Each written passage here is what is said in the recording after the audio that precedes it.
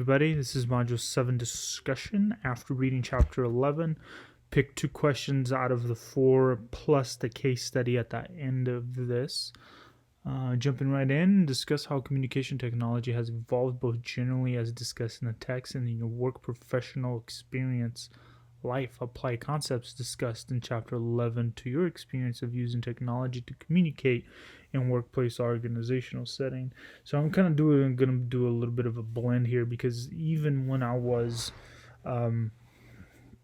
training, personal training, strength conditioning, things have changed so much from then to what it is now. And the only reason why I know that is because I still have friends that do training and we talk and we communicate, whether it be via text or other social medias about what's going on in the fitness industry is something that I've always had a incline for it. So a lot of that is even transitioning into my work now. Case in point, we used to use just very basic spreadsheets, not even that, like just create our own little chart or like files to kind of keep track of all of this stuff. Now we're using Excel and to an extent of like with formulas, right? You're pushing out estimating dates for personal training things, gets the client a little more interactive and punching in numbers in there and they automatically like in feedback right away, but it's not the same as if you're sitting there helping them kind of calculate all of that stuff. So although it's small changes, it's still something now. Even they've been developing a lot of apps too that help a lot of people.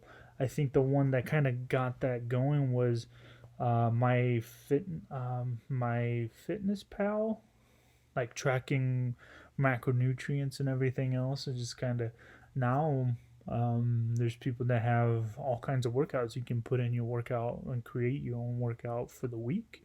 So then you can go in there and you're cranking it out for that.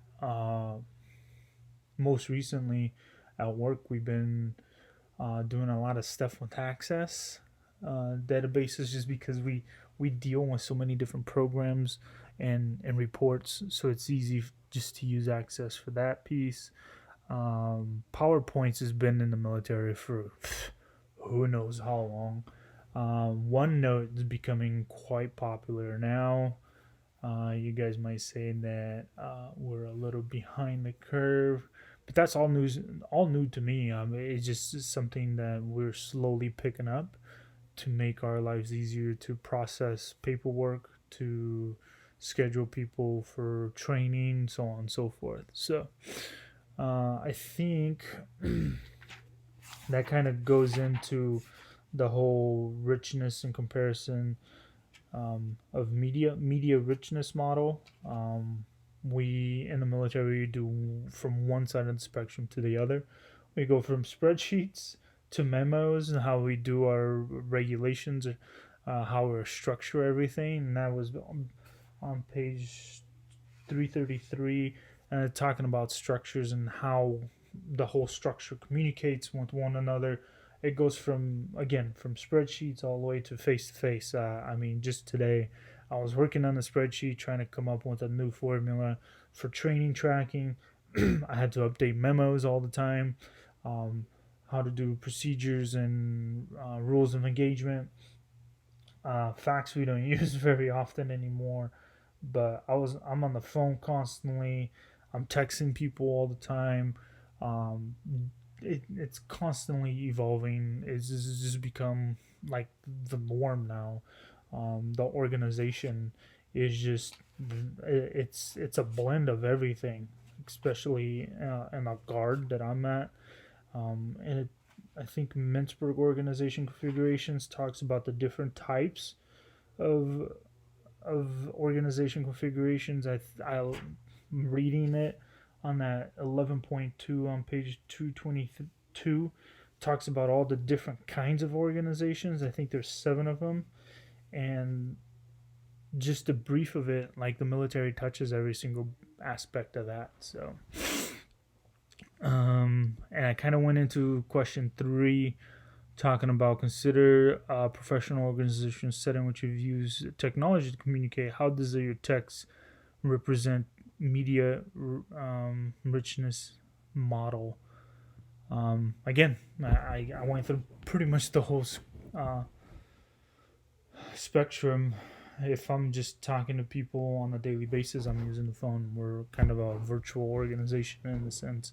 Um, Everything we do is through the internet, and God forbid um, the internet goes down.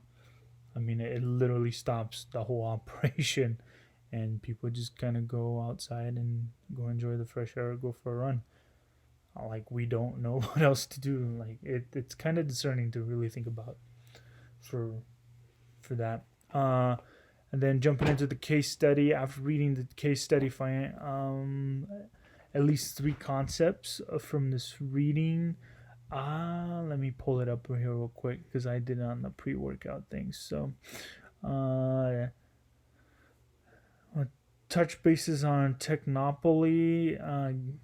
Basically, Derek, with all his stats, was relying on a lot of the experts to drive what he thought was the right thing to do, be able to provide that service to people out there. Monica had the experience in dynamic networking that was listed on page 328, where she had all these different experiences and knowledges about different organizations that still played a role in a certain group of people, what she was trying to provide a service for. And then Trevor was kind of he had a hand heavily involved in virtual organization, where he did instant messaging. I think there was like a lot of web designing that he was doing, so that kind of incorporated all into that piece as far as what type of organization, or I'm sorry, not what type of organization, but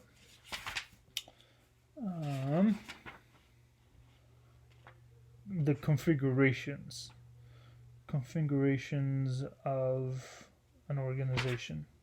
So there's different types, right? The satellite, joint, dynamic, and virtual organizations. So they kind of broached every little bit of those. So yeah, that's what I have for this week's discussion. Can't wait to hear from you guys. You guys have a good night.